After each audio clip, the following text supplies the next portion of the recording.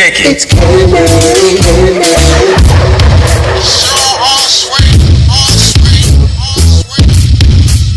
She's just so candy.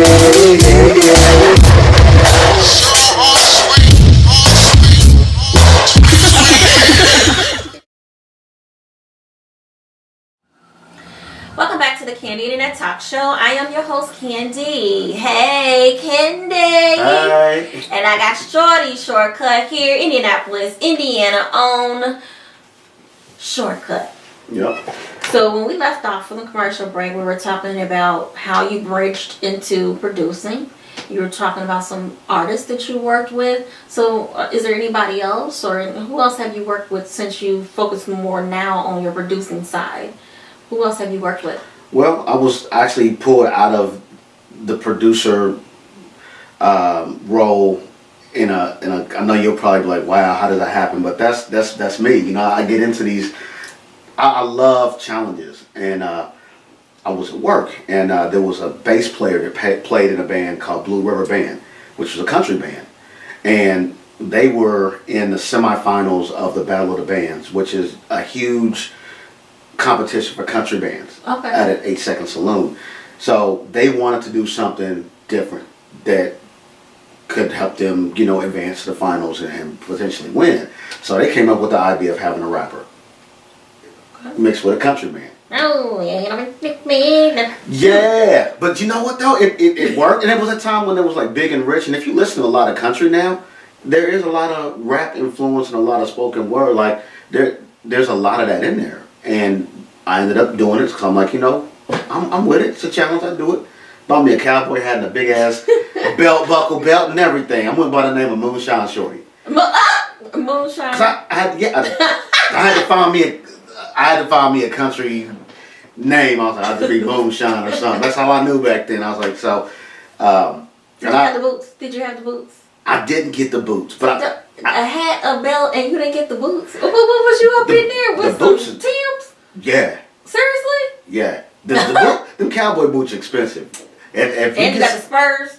Didn't have the Spurs, but the cowboy boots is expensive. I was like, I can't go that far. I'm not getting paid that much. So I'm only doing this every now and then. So we ended up winning, or as a band, we won the Battle of the Beats. Battle of the Bands.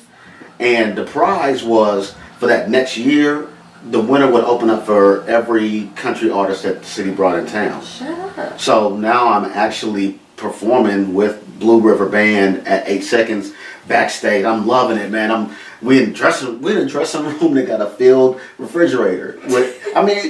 And all the art. You know, 8 Second Saloon is huge. I mean, yeah.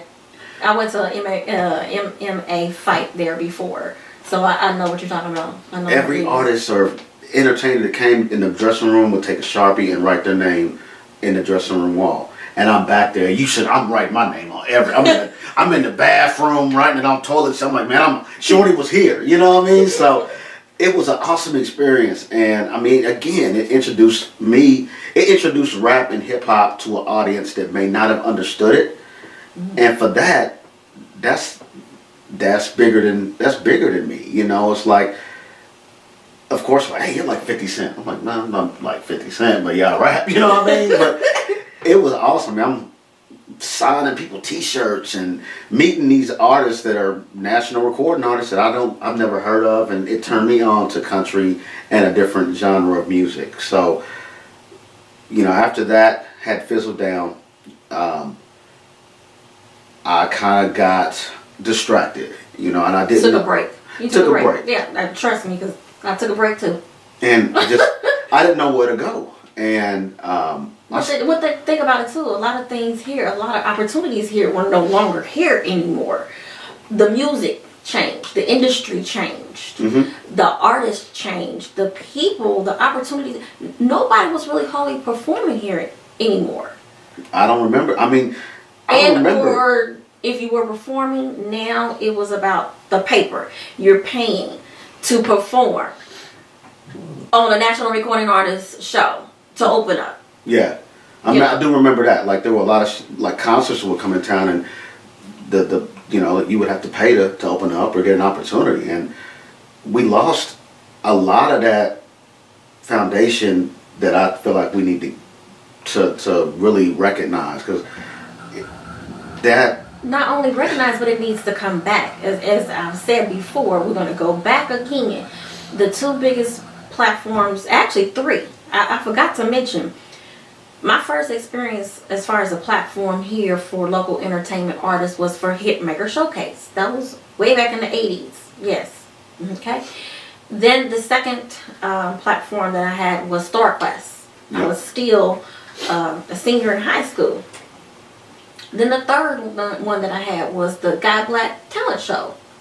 So it was almost as if once all of those things phased out, we no longer really had the what I consider main platforms anymore. It started becoming the artists just performing at the clubs, and then it branched off where, like I said, a lot of the things had changed. So many different variables changed as to why this city is the way it is. I see it the way it is. No one's performing anymore, or the fact that, again, you're having to pay to open up for the national recording artists that are coming here. So, and you got to think about it, a lot of the artists here, whether you're producers, because you're still an artist, whether you're a rapper or a singer, you're struggling, you're starving, and sometimes you can't afford that opportunity. Right. So a lot of people kind of fell off, or decided to discover the other parts of the United States and start performing in other cities. You know, so what I want to talk about, where is Shorti Short Kut now? So after the cowboy western feel, you said you took a break, but you're back. Yeah. What I'm doing now is I never stop producing, never stop writing. Currently, I'm working with Hampton People's Champ, who is a gospel rap artist. We actually call it hip hop music. And again, he came to me in a time where I didn't know what I was going to do. I was just kind of, you know, things had dissipated. People had started going their separate ways, and he wanted to do a gospel album. And I'm like, all right. And he was around in the worldwide record days, but I mean, he wasn't signed, but I saw his change and his growth in Christ. And the fact that he wanted to do something to, you know, push the kingdom forward, I was like, you know what? Here's some beats, you know, these are, and he started writing to them.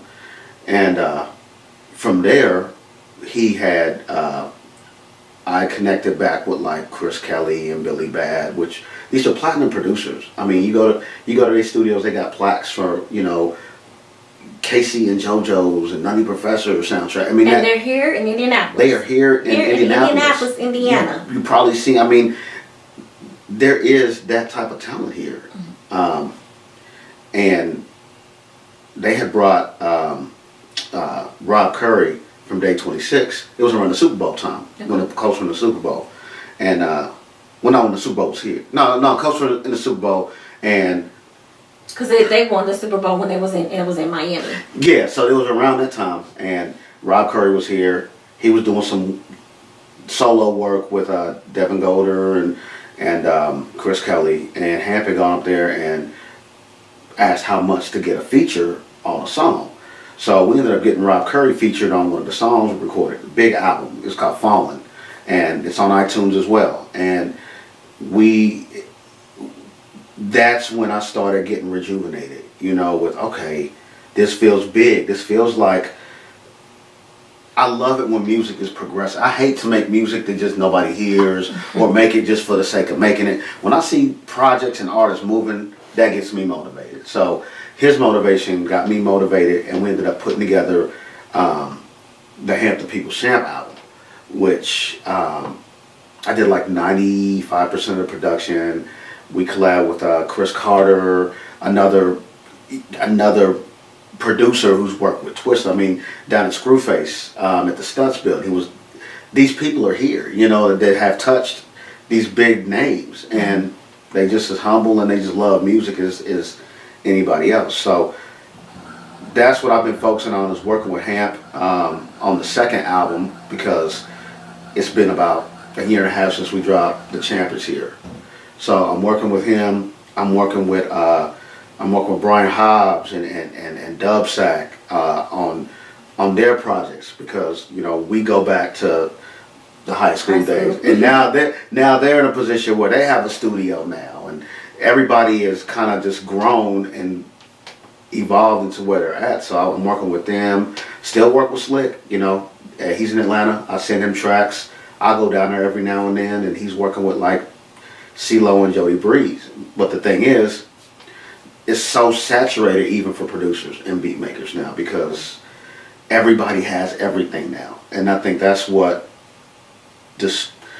changed the music industry, and it makes it even harder for a place like Indianapolis because we never got a chance to even experience the heyday of the music industry where there was power labels and whatnot. So, but with that, it's easier to get out there. You don't have to have a CD to get out there. You can get on YouTube and you can leverage the internet and social media to get a following. And you don't have to go. We used to go to Chicago a lot, like with Tone, and promote the CD in flea markets. I mean, now it's the click of the button on your phone. Yeah. or the computer. Yeah. And labels make their decision on who's hot by how many followers you have. And you can reach the world with YouTube, man. And it's just like, that's the positive side of the evolution of the industry. And I'm just trying to learn that and leverage that more. Okay. So that's the direction in which you want to go. Yeah. So we talked about where you at now. So expand on where you want to go. That's you just want to continue to just elevate and evolve. And tell me somebody right now that's hot and or that's been out that you want to work with. Well, I'm gonna start with like a lot of the artists that I feel like I stopped working with that are still doing it here that I feel like I need to go back and work with them and just really just give them some of my energy as well as get some of theirs. I mean, you got Shadow, awesome artists and tattoo artists going places and performing. I want to work with him again. I want to work with Shannon again. I mean, she just dropped a new song last week. And it's like, why not remake that magic again? Aaron Nicole. Still want to work with Jimmy Mack. Still want to work with Melody Rose. These are the local level. This is where I'm always start there. So okay. So who nationally recording artists would you want to work with? Nationally, I would love to work with like a J. Cole or who else am I really feeling right now? There's so many songs out there. It's really hard to pinpoint your favorite artist anymore because it's all about songs. But I'm thinking like I still would love to work with Dr. Dre and Aftermath Records and what they're doing over there. Would love to work with CeeLo. Still need to get a track to Jody Breeze down in Atlanta with Slick. Basically, wherever the opportunity provides you, you wanna have a touch in it. Yep. But I like how you duplicated Dr. Dre because it seemed like that's who you kind of mimic or look up to or pattern. Not so much as pattern, but we all have someone that we, again, I don't want to use it, but I'm going to say it, but look to inspire, get our inspiration from. So, for me at the time, it was Janet Jackson because I used to dance, hip hop dance. I love J-Lo. Most of the times when I go in and I see a concert, I don't look at the performing artists. I'm looking at the dancers, if there are dancers. So that's my inspiration. That's what I look up to. That's what I look towards. And that's what I enjoy. And for you, it's more on the production side. So again, you mentioned Dr. Dre. So hopefully, after seeing this, hopefully, maybe we can get an opportunity out of it. Yeah. I hope so. I'd love to work with like Twista. There's so many. There's some I can't even really name them all. It's just like I'm looking for any opportunity to work with anybody, especially coming out of what I would call the slow season. I mean, I'm really starting to ramp up and build a catalog of tracks, and I still want to work with television show. I mean, I like getting a check from ASCAP. That's awesome. Movies. I love movie scores. I would love to write another movie score. Which didn't you say that one of your songs was on a movie or something like that? thought that's what you said a few years ago or something like that. Tell me a little bit more about that. Well, we did there were two opportunities. The one opportunity, or the one situation was some local independent movie makers made a movie called Bound by Blood. And I had actually wrote the score for not the soundtrack, because the difference between the soundtrack and the score is the music that plays during, when you're walking up to a door, when you're building that moment. Okay. The soundtrack is usually songs that are played by artists and performed, but they play during the movie. So Okay. So I got a chance to work with actually Slick, and I worked on the score for that movie, and it did pretty good. I mean, it was a lot of martial arts, and it was a good movie for independent movie makers. And then the second opportunity, which is still ongoing, is with TA submitting tracks that we did with the team, or tracks that I give him to get placements on reality TV shows. So it sounds like when we're talking about Shorti Short Kut, it sounds to me you're an overall talented human being, but then how would you what would you call yourself? An artist. Multi-talented? Just an artist, and everything that goes along with that. Visually I'm an artist. Musically I'm an artist. I mean, I think my personality is like an artist, and it's just not limited to one thing. I mean, I haven't tried to dance, but I might be able to do a little something. Yes, you did. You used to dance. I used to do a little bounce or something, but yeah, I would say you did used to do like that. I did. That was I loved it. I was happy. Bounce with me. Yeah. Bounce. Okay. So tell our audience how they can contact you for any future endeavors.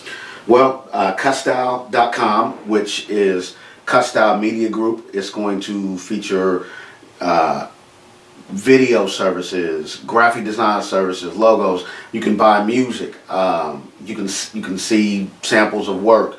That's Cutstyle with a K, KUTSTYLE.com. You can always go there. Contact me through the website. I'm on all social media outlets. Facebook, Instagram, Snapchat, Twitter, LinkedIn, everything. Just look up Shorti Short Kut or look up Shortcut.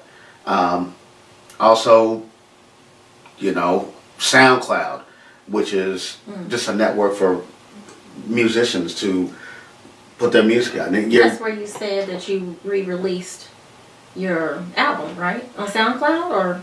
We released it on Reverb Nation and Bandcamp, and I did it on iTunes as well. Okay. So,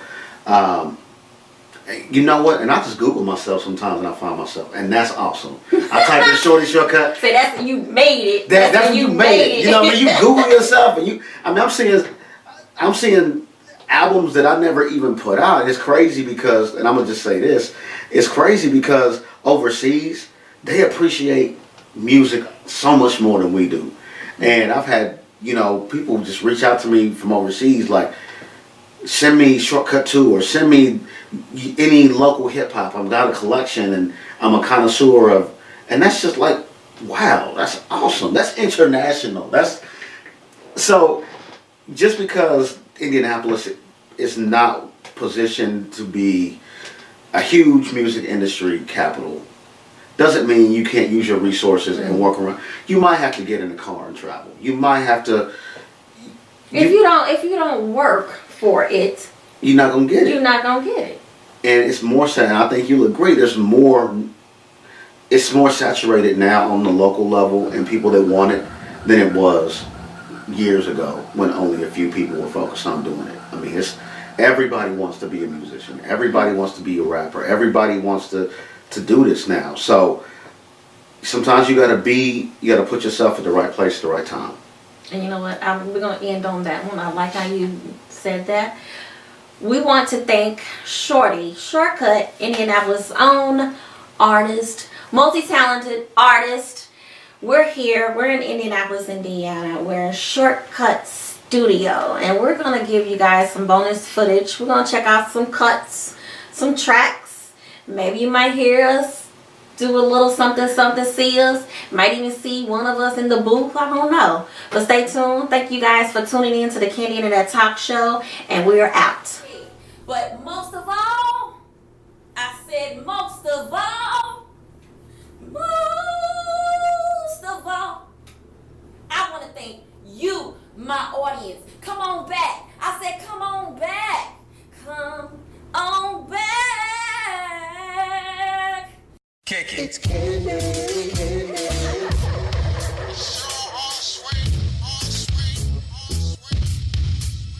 She's just so candy.